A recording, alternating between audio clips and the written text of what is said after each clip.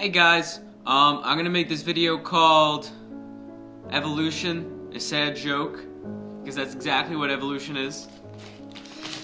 The claims that they use to support their theory are nothing more than either totally ruined experiments that have so many holes in it looks like Swiss cheese, or it's just simply not true at all. Or even it contradicts itself and breaks its laws of physics and all this other nonsense. They never tell you any of this on the surface value, but yeah, they just like smooth it over and sugarcoat it and feed it to you. And everyone takes it at face value. It's retarded. Anyway, I was recently in high school and I have my UPCO book, which is basically what they gave us to go over biology and evolution and stuff, and I loved it. But as I got older and I grew in Christ, I realized all the different things and all the wrong things that they try to prove it with. Like Haeckel's drawings of the embryo. They supposedly went through the stages of all the different animals that led to where we are today. And Haeckel actually got kicked out of his own university in 1874 for this. But yet we still have it in our textbooks 200 years later. It's pretty crazy. It's really disturbing, actually, if you think about your kids being fed lies purposefully. Come on.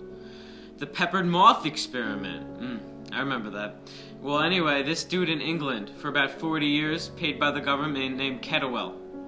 He basically found no proof for evolution and wasn't able to deduct anything reasonable, or their experiments and observations didn't really work out the way they thought they would. So what they did is they found two dead moths, right? And they pinned them on a tree trunk.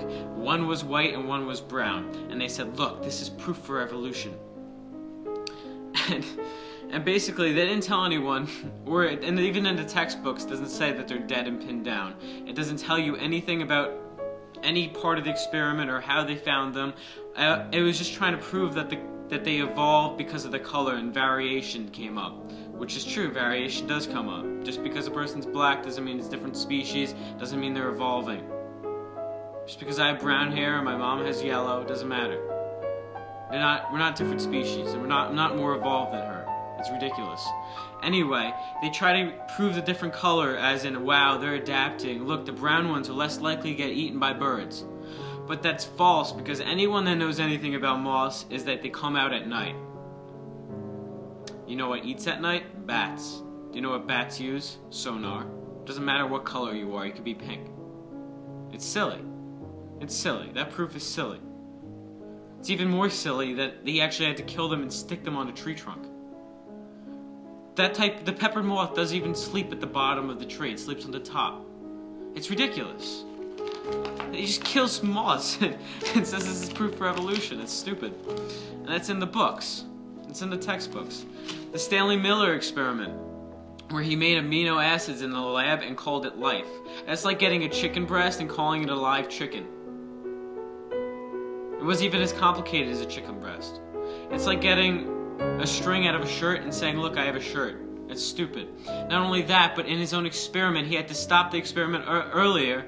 Otherwise, it would have destroyed the amino chain that he made. Yeah. He did this experiment without water and without oxygen. And he did that because the second oxygen or water were introduced, water has oxygen, by the way, it would have oxidized his amino chain and it would have ruined it. It would have destroyed his amino chain. Yeah.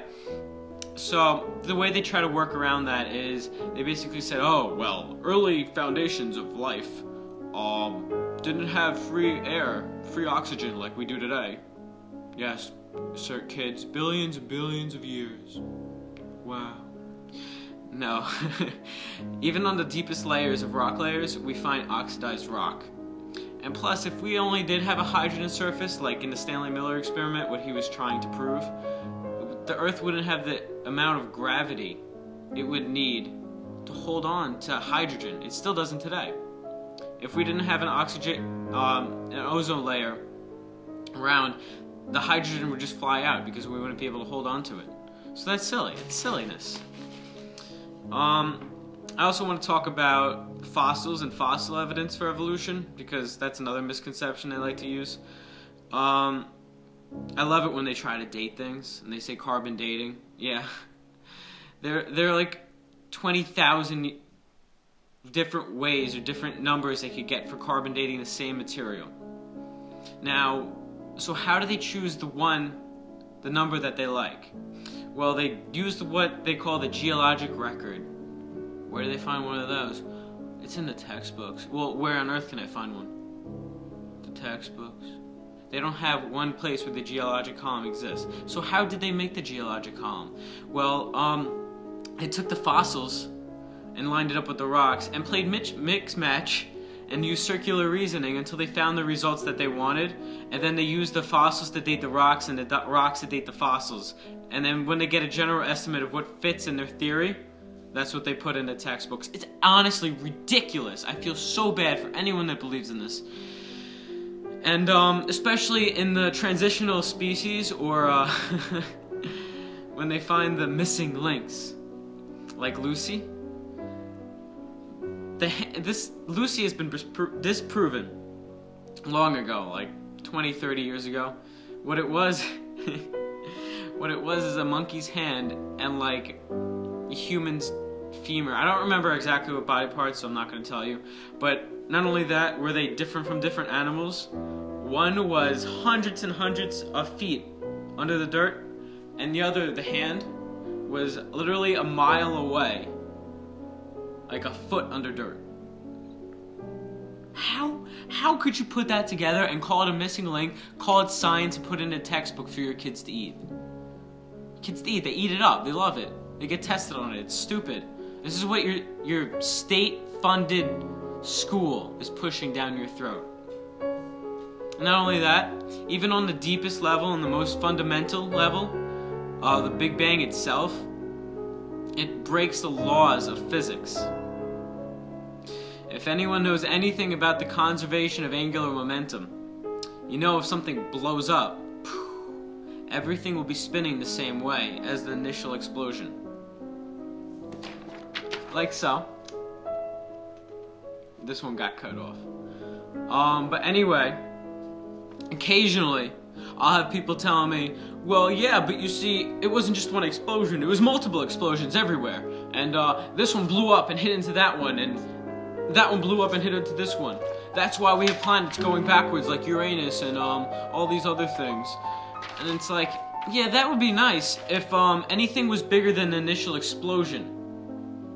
Nothing would be bigger than the initial explosion. There's no possible mathematical way where this could hit into that. No one way. That's why grenade fragments don't hit each other midair. There's nothing bigger than the initial explosion. Okay? There's nothing. That blows up. By the time that one reaches over here or down there, this one will be all the way out of the picture. It's impossible. It breaks the laws of physics. Yeah. So, I hope you like this video. God bless and have a good day.